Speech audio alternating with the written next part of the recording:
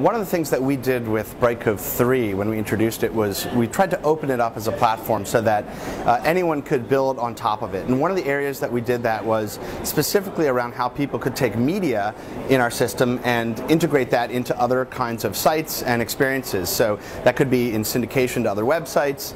It could be for distribution onto things like the iPhone. We had an iPhone toolkit that we released to make video available there. In this case, the Vudu relationship, they're an internet video set-top company, and they've built an integration to our media APIs that makes it really straightforward for publishers that we work with to take their content and make it available in a higher quality viewing experience in a set-top box, and to bring along with it not just the video but the metadata as well as the advertising and ad policies associated with that content. So it's a really exciting step forward in terms of the seamlessness with which web video publishers can make content available to an open set-top environment. And I think the bigger idea here is that we really want to have this open model where any device platform could build an integration into Brightcove and have that content be accessible just as easily on their websites as it is on these TV devices.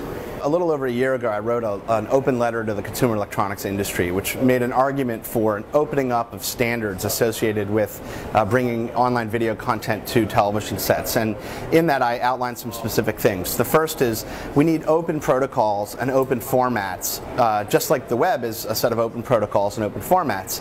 I think in the case of TV, so long as those devices are able to talk XML and get to information on the internet, and the video formats are standard video formats, and in this case it's either Flash Video, which is a de facto standard, or the more prevalent now H.264, MPEG-4 kind of format. That's really going to open up the ways in which open content from the internet can get to these open distribution devices. So we expect to see a lot more of this, not necessarily tied to Flash Player, but just tied to all of these different devices supporting open formats and protocols. It's been a very good growth period for us. On average, we've been growing about 300% a year for the past few years. We're going to see another significant growth year here. And as noted, it very much is a worldwide phenomenon. So we have great penetration here in North America, but two of the very fastest growing markets are now Europe and Japan. And so worldwide we have over 160 employees. Europe, we have a very sizable presence in the UK, in Germany, in Paris, in Brussels. So it's allowing us to touch a lot of media publishers and marketers. We also launched in Japan. That's a very fast-growing business with major broadcasters, major music companies, and other online publishers starting to take advantage of our platform for online video. So worldwide is a big part of it, and I think broadband media and the adoption of broadband media is absolutely a worldwide phenomenon right now.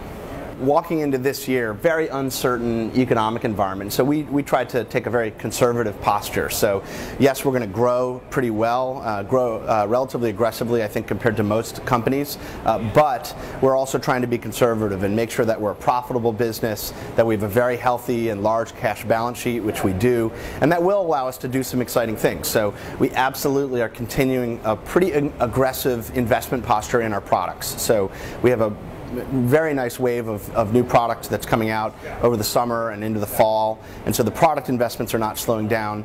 I think in this market there is more consolidation happening. We're seeing both customers and the sort of broader industry ecosystem rallying around the winning platforms, and we're successfully getting hundreds of companies to partner with us now as well for technology and distribution and other things, and so we want to accelerate that. We want to accelerate the ways in which we're creating an ecosystem around our platform.